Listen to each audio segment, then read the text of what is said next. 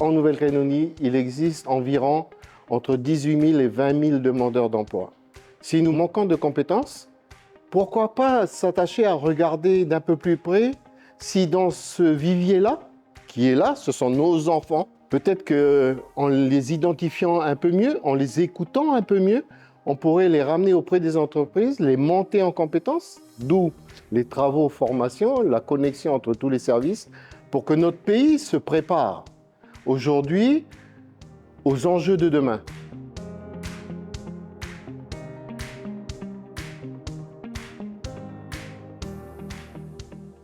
Bonjour à tous, bonjour mesdames, bonjour mesdemoiselles, bonjour messieurs.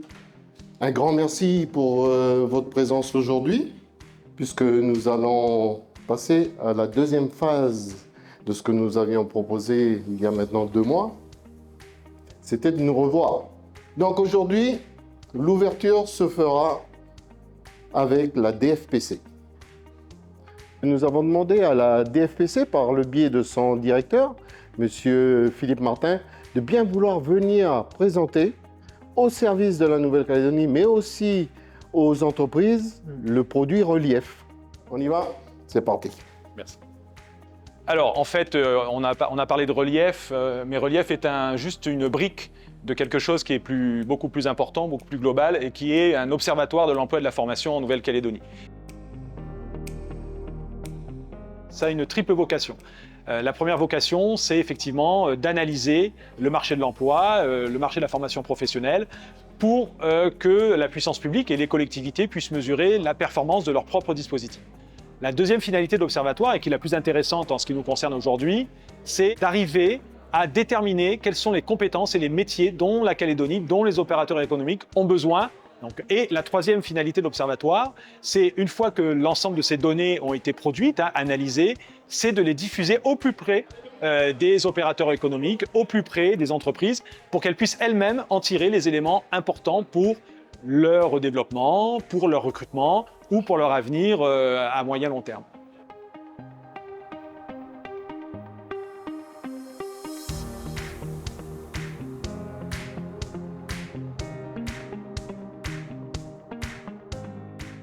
Le plus important dans le fonctionnement de l'Observatoire, c'est la manière dont est traitée l'information, donc le système d'information.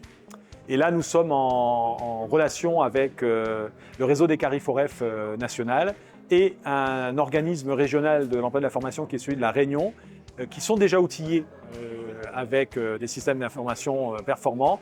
Et nous sommes avec eux, ils viennent en expertise au mois de février pour nous aider à déployer localement les outils informatiques, mais aussi les outils infographiques qui nous permettront de produire de l'information de qualité et accessible à tous les publics.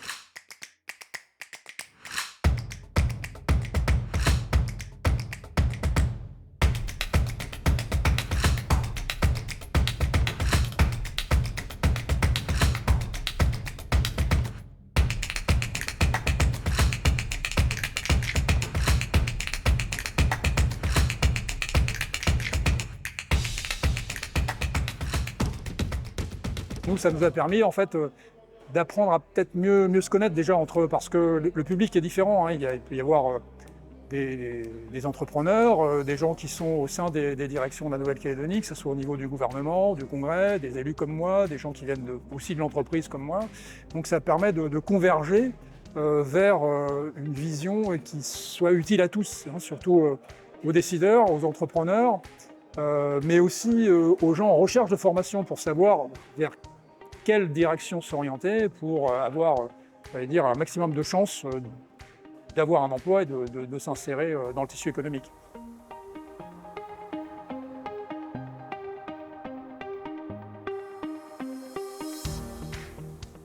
Donc nous, notre groupe de travail, on a travaillé sur la partie comment récolter les besoins et les moyens, les besoins en formation et en emploi.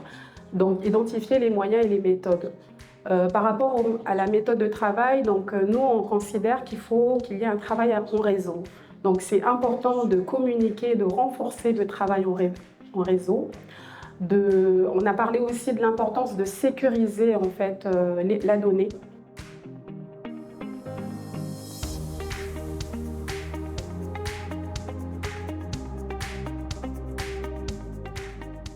Je suis Lucia Créoué, Je suis originaire de l'île de Lifou et donc j'ai un bac plus 8. J'ai obtenu un doctorat en sciences économiques en 2020. J'ai soutenu ma thèse en 2020 et je suis la première femme kanak et calédonienne à avoir obtenu ce doctorat en sciences économiques en Nouvelle-Calédonie. Aujourd'hui, en Nouvelle-Calédonie, on dispose de beaucoup de moyens. On a le privilège d'avoir des dispositifs sur place, d'être aidé financièrement aussi pour poursuivre ses études. On est très accompagné par les collectivités et je pense qu'on a les chances de pouvoir réussir. À nous de vraiment se donner les moyens de pouvoir réussir et aller plus loin.